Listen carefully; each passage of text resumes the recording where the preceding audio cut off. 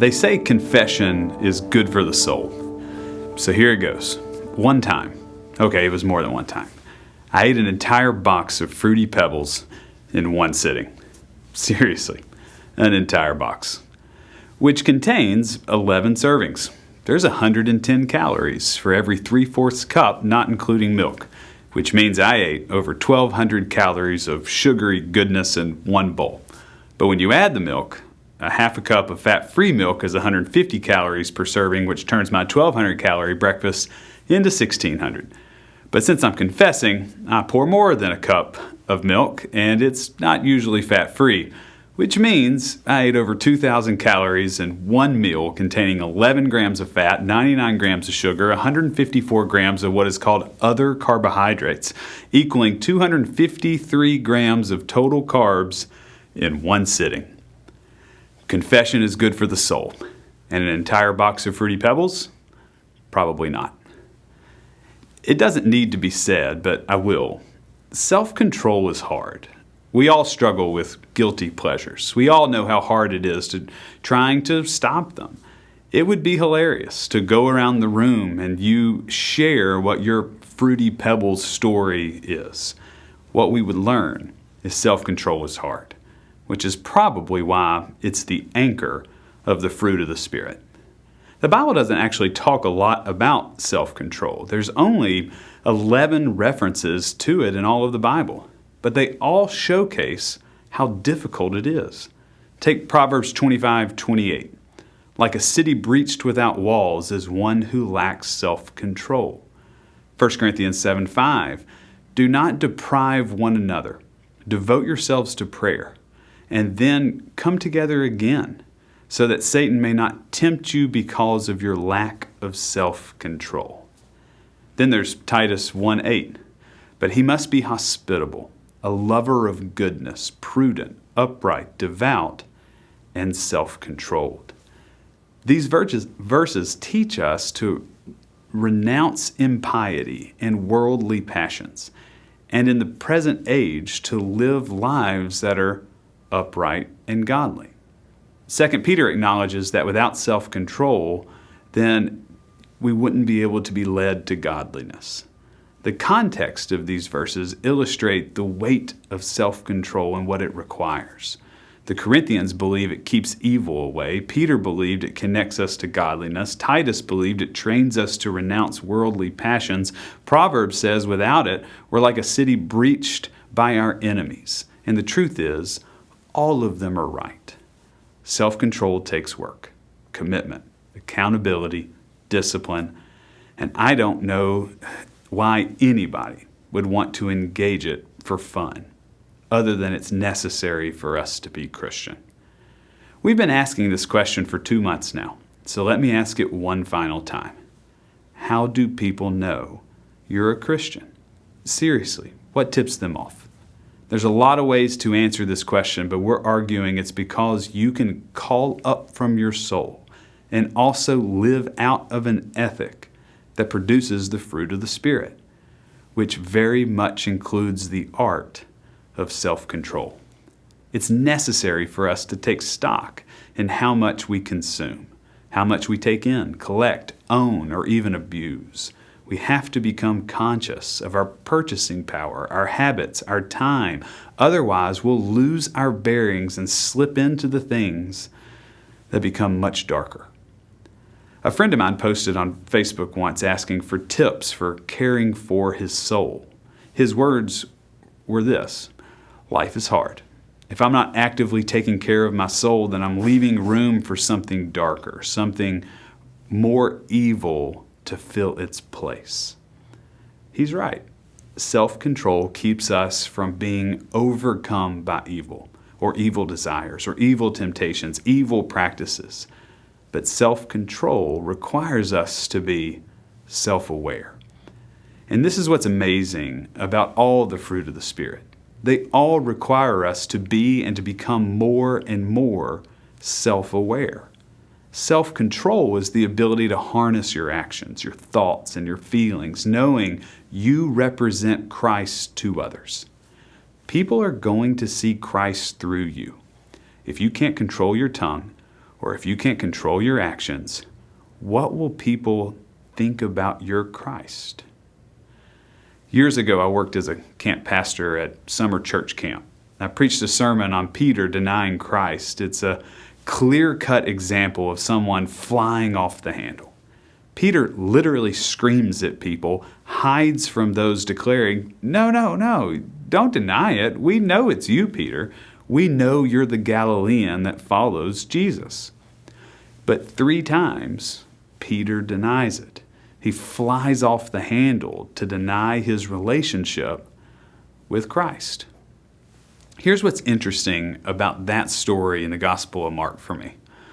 Whether Peter wanted to or not, even when he was deliberately trying to deny his relationship with Christ, people still saw him as a follower of Jesus. The same is true for us. People are going to see Christ in you. You're a Christian. People are going to interpret the Christian faith by the actions they see in you, your decisions, your understanding of the divine. People see Christ in you, whether you're trying to hide it or not. Bearing the fruit of self-control is hard, but it's necessary. It helps us become more like Christ. It helps align our lives to look more like Christ, and it helps the world see Christ through us. At least that's what James believes. I want to read his words, and this is from the book of James. "Not many of you should become teachers, my brothers and sisters, for you know that we who teach will be judged with greater strictness. For all of us make many mistakes. Anyone who makes no mistakes as speaking is perfect, able to keep the whole body in check with a bridle. If we put bits into the mouths of horses to make them obey us, we guide their whole bodies. Or look at ships. Though they are so large that it takes strong winds to drive them, yet they are guided by a very small rudder, wherever the will of the pilot directs. So also the tongue is a small member, yet it boasts of great exploits. How great a forest is set ablaze by a small fire, and the tongue is a fire. The tongue is placed among our members as a world of iniquity. It stains the whole body, sets on fire the cycle of nature, and is itself set on fire by hell. For every species of beast and bird, of reptile and sea creatures can be tamed and has been tamed by the human species, but no one can tame the tongue, a restless evil, full of deadly poison. With it we bless the Lord and Father, and with it we curse those who are made in the likeness of God. From the same mouth come blessing and cursing. My brothers and sisters, this ought not to be so. Does a spring pour forth from the same opening both fresh and brackish water? Can a fig tree, my brothers and sisters, yield olives, or a grapevine figs? No more can salt water yield fresh." James is admonishing those of us who are nominal Christians. Not just nominal by our thoughts and actions, but also our words. He's telling those of us who can't tame our tongues that we have a restless evil. Look at verse 7. "For every species of beast and bird, of reptile and sea creature can be tamed and has been tamed by the human species, but no one can tame the tongue, a restless evil, full of deadly poison." What a final phrase there. A restless evil, full of deadly poison. For those of us who struggle with self-control, we know all too well what this phrase, a restless evil, means. We know what deadly poison lies under the surface of our thoughts and our minds. The example that James gives is this. We bless the Lord with our tongues in 1 second, but then turn around and curse those who are made in the likeness of God in the very next second.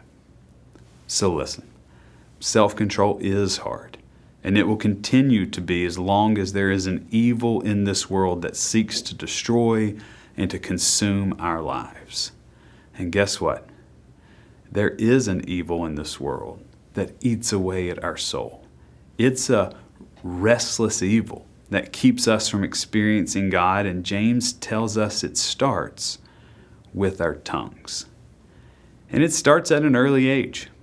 I remember when my 2.5-year-old son was struggling with the fact that his 5-week-old baby sister was in fact still around and in our lives. To give my son some one-on-one time, I remember I took him to the YMCA, and it was just me and him.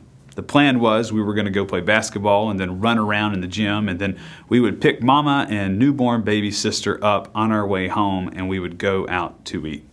And our time at the Y went great. We get back in the car to go get mama and baby sister.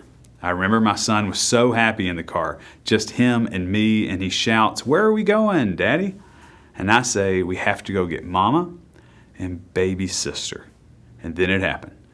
Uncontrollable screaming ensues. And I shout, "What's wrong, buddy?" And he cries, "I don't want baby sister to go." So I reply, "Why not?" He answers, "I want mama. I just want you and mama." And I ask, "Well, what are we supposed to do with baby sister?" And he matter-of-factly says, "She can stay home." Our son was having a hard time adjusting, obviously, which is normal. But the interesting thing was when we picked up mama and sister, he turned to sister in the car and said, "I'm sorry, you can go too." Unprompted, he just apologized. Overcome by guilt, I guess, but also overcome by this moral compass, this center that ultimately knows what is appropriate and what's not. Our son knew he overreacted and said things that were mean and wrong, so he wanted to apologize for them, even though sister wasn't even around to hear it. In a flash of brilliance, looking at my kids in the rearview mirror, I saw what Paul and James and Jesus mean by teaching us the power of self-control. Self-control helps you experience God better. It helps you have a better relationship with the divine. It clears away the clutter so others can see Christ in who we are and what we're doing. It doesn't mean we won't mess up along the way or say something wrong, but it does reorient us to our moral center. It brings us back to the place that makes it possible for you to meet God. Self-control is hard, but it is necessary for those of us who want to bear the fruit of the Spirit. And it's necessary if we want others to know that we are in fact Christian.